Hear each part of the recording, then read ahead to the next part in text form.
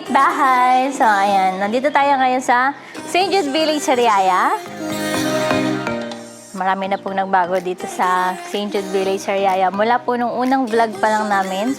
Marami na po tayong mga inaitayong bahay dito.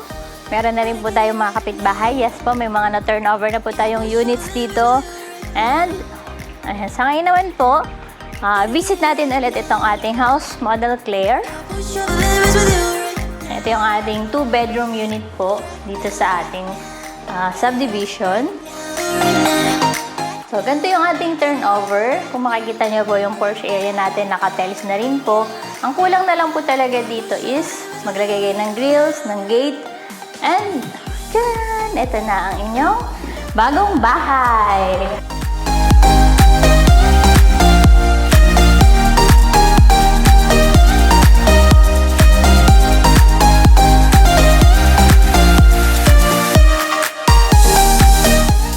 Ito po ang ating Claire, ay 2 bedrooms po with steel door.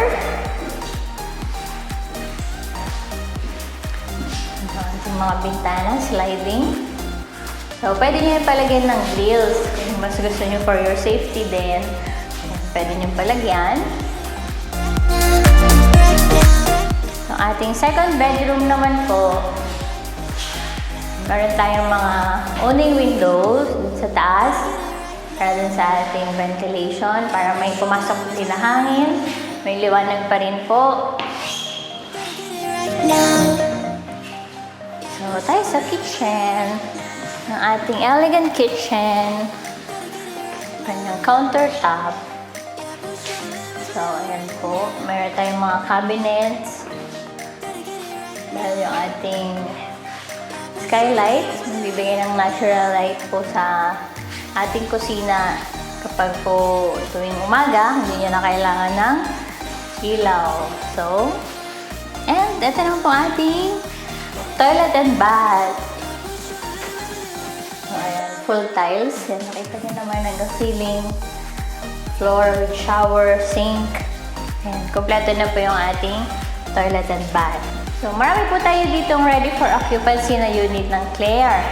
Ang kailangan na lang po natin is tumawag po kayo sa amin. I-assist po namin kayo sa ating site visit or trippings and yung ating pong mga requirements.